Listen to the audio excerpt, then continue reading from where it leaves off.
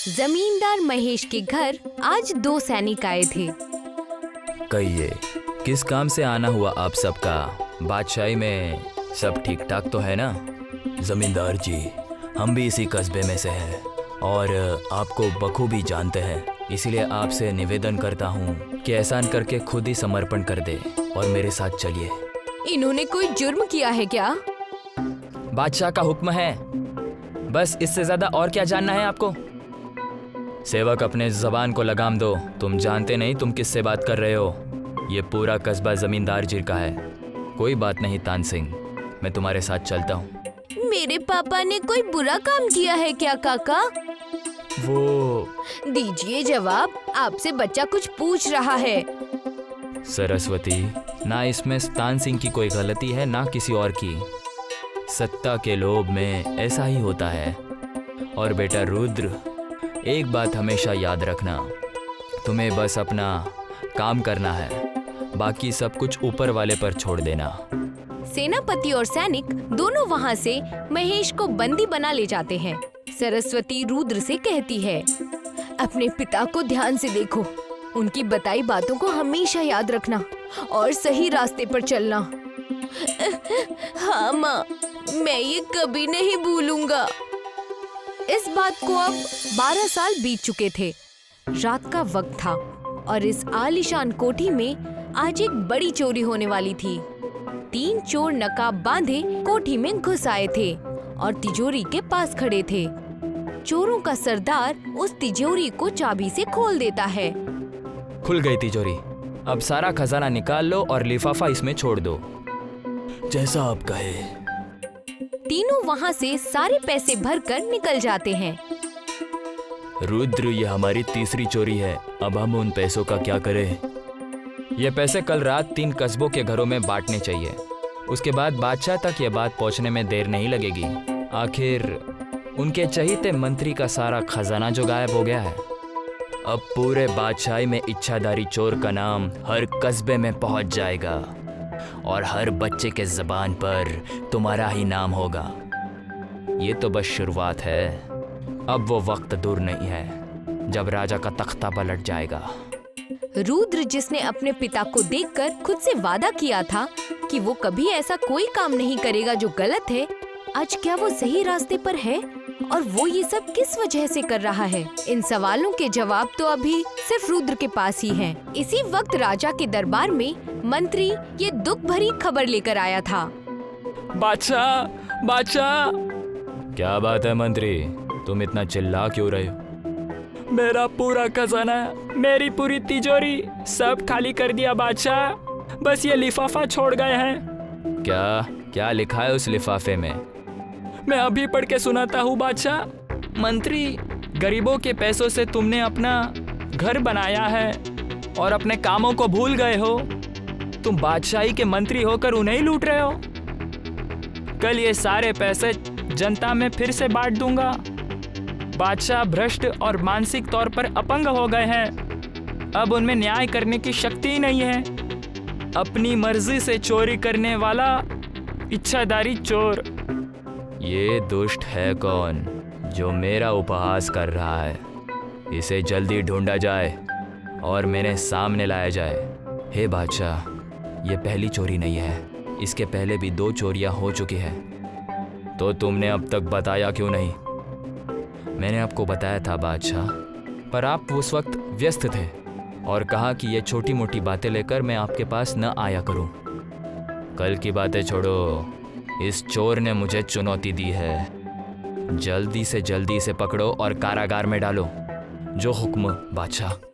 रुद्र अपने घर में सोया है और मलखान और सुदामा उसे जगाने आते हैं।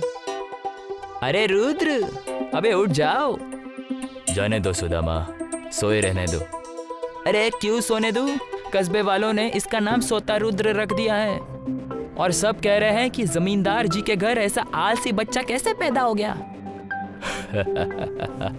जमींदार की तो बात ही अलग थी और कस्बे के लोग अभी कुछ जानते ही नहीं हैं। वैसे आज अब्बू ने दरबार में हुई घटना बताई।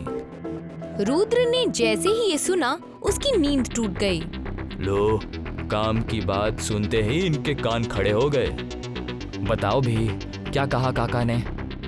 मलखान ने रुद्र को अपने पापा से सुनी सारी बातें बता दी। ये सुनकर रुद्र ने कहा, बादशाह जो कभी जनता की दुहाई नहीं सुनता, वो अपने मंत्री की तिजोरी खाली होने से इतना आग बबूला हो गया। काश अगर इतनी समझदारी उन्हें बादशाही के लोगों से होती तो आज वो एक अच्छे बादशाह होते। अब अगली चोरी की तैयारी में लग जाओ। इस महीने हम 3 चोरियां करेंगे। और ये चोरियां की कहाँ जाएंगी? 2 चोरियां तो इसी मंत्री की तरह आम होगी, लेकिन आखिरी चोरी बहुत खास होगी। बिल्कुल जैसा रुद्र ने कहा। सिर्फ 2 हफ्तों में राजा के दरबार में उनके सबसे करीबी लोगों के घर में चोरियां हुईं और राजा कुछ नहीं कर पाए। सेनापति, ये क्या हो रहा है? मैंने तुमसे इन चोरों को जल्द से जल्द पकड़ने को कहा था। अब तक वो चोर बेड़ियों में क्यों नहीं है? माफ कीजिए बादशाह, लेकिन उनका पता लगाने के लिए हमें प्रजा की ही सहायता चाहिए और कोई उनका नाम बोलना ही नहीं चाहता। वो इच्छाधारी चोर उनका रक्षक और उनका दुख हरने वाला नायक हो गया है। क्या पूरी प्रजा उनका साथ दे रही है? बादशाह, मैं हूँ या वो? बादशाह, उसने 2 चिट्ठियाँ छोड़ी हैं। क्या लिखा है उन चिट्ठियों में? पहले चिट्ठी में ये लिखा है, बादशाह, तुम्हारे सारे भ्रष्ट दोस्तों का दिन आ गया है। प्रजा की इच्छा मेरी इच्छा है। ये सिर्फ चोरी नहीं है, ये अपने हाथों से न्याय लेना है। इन इच्छाओं ने मुझे जन्म दिया है। मैं इन इच्छाओं को धारण चोरी करने वाला इच्छाधारी चोर। ये दुष्ट है कौन जो न्याय का रखवाला और लोगों को अपना हक समझता है? दूसरी चिट्ठी में क्या लिखा है इसने? बस एक वाक्य, बादशाह, अगली चोरी सेनापति के घर। मुझे चुनौती देता है। व्यापारी धनानंद और अन्य मंत्रियों के भवन के सुरक्षा में जो भी पहरेदार लगाए हुए हैं, उन सबको सेनापति के घर पर लगवाया जाए। जो हुक्म बादशाह। महाराज की बात का पालन हुआ और 1 हफ्ता बीत गया। तीनों चोर चांदनी रात में एक आलीशान महल के सामने खड़े हुए थे। बिल्कुल वैसा ही हुआ रुद्र, जैसा तुमने सोचा था। अब बारी अब्बू की है। पीछे हटना चाहते हो? नहीं, कभी नहीं। जो जरूरी है वो जरूरी है। धर्म के मार्ग से डगमगाना नहीं है मुझे। चलो। तीनों महल के अंदर जाते हैं। सुदामा दोनों को तिजोरी के पास पहुंचा देता है। ये रही तिजोरी। अब बस ये तिजोरी साफ करनी है और उसके बाद सब कुछ मुझ पर छोड़ देना। रुद्र उस बड़ी सी तिजोरी को खोलता है। उसमें सोने के सिक्के और जेवरात भरे हुए थे।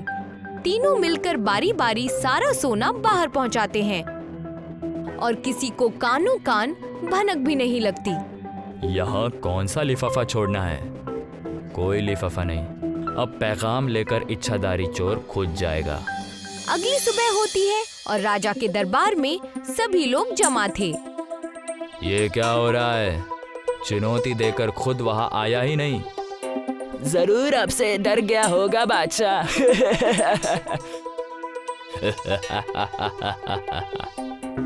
तभी राजदूत आता है। बादशाह, बहुत बड़ी खबर है। क्या हुआ है? आपके सबसे नजदीकी और इस बादशाही के सबसे बड़े व्यापारी धनानंद के घर से सारे पैसे चुरा दिए गए हैं। क्या? जी बादशाह, और सुबह मुझे पता चला है और सारा धन लोगों में बंटवा दिया गया है। इस चोर ने जो नुकसान किया है अब ये लोगों से वसूला जाएगा। जाओ और हर कस्बे नगर में ढिंडोरा पिटवा दो कि लोग सब पैसे वापस करें, वरना ठीक नहीं होगा। तभी उस दरबार में रुद्र आ जाता है। हे बादशाह, कोई हुक्म देने से पहले एक बार आप सोच तो लीजिए। कौन हो तुम जो यहाँ मेरे हुक्म के बिना बोलने की हिम्मत कर रहा है? अपनी जान से हाथ धो बैठोगे। आप जिसकी तलाश कर रहे हैं और कल रात जिसने आपको लिफाफा भेजा था वो मैं ही हूँ, इच्छाधारी चोर। अच्छा, तो तुम ही हो? हाँ, मैं ही हूँ। तुम्हारी सत्ता तुम्हारे हाथों से चली गई है। कहना क्या चाहते हो? जिस प्रजा से तुम धन वसूलने की कोशिश कर रहे हो, उन्हें तुम्हारे कर्मों के बारे में सब पता चल गया है। मैं बादशाह हूँ और ये प्रजा मेरे इच्छाओं के अधीन है। जो मैं चाहूँगा वही सबको मानना पड़ेगा और यही प्रजा धर्म है। हे बादशाह, धर्म की बात मत करो। आपने कौन सा राज्य धर्म निभाया है? ये भूमि, ये राज्य तुम्हारे पुरखों की देन नहीं है। तुम सिर्फ प्रजा के प्रतिनिधि हो। उनका जीवन दुश्वार करके खुद की तिजोरी भरना ये महापाप है। अब तुम राजा बने रहने के लायक नहीं हो। इसकी जबान खींच लो सेनापति। काका, चुनाव कीजिए। जिस सेनापति होने के नाते आपका दायित्व राजा के प्रति है या फिर प्रजा के प्रति है। मेरे पिता को अपने शक्ति का इस्तेमाल कर कर कारागार में डाल दिया। उससे मन ना भरा, पूरे कस्बे को प्रताड़ित किया गया। सेनापति, सोच क्या रहे हो? माफ कीजिए बादशाह, हमारी सेना भी यही सोचती है कि रुद्र यानी इच्छाधारी चोर ठीक है। आपके कुकर्म इतने बढ़ गए हैं कि अब सेना भी आपके लिए अपने प्राण नहीं देना चाहती। आज सुबह से ही हर कस्बे और नगर में से खबर आ रही है कि प्रजा विद्रोह कर देगी। मैं बादशाह हूँ, मेरे हुक्म का पालन करो। बादशाह को कारागार में डाल दिया जाए। नहीं, ये सब ठीक नहीं हो रहा। मैं तुम सबको छोड़ूंगा नहीं। मैं बादशाह हूँ। जब बादशाह खुद का दायित्व भूल जाए, ऐसे बादशाह का ना रहना ही बेहतर है। बादशाह प्रजा के लिए होता है, ना कि प्रजा बादशाह के लिए। इस घटना के कुछ महीनों बाद रुद्र के पिता महेश को नया राजा बनाया गया और उसके बाद राज्य में सुख शांति आ गई।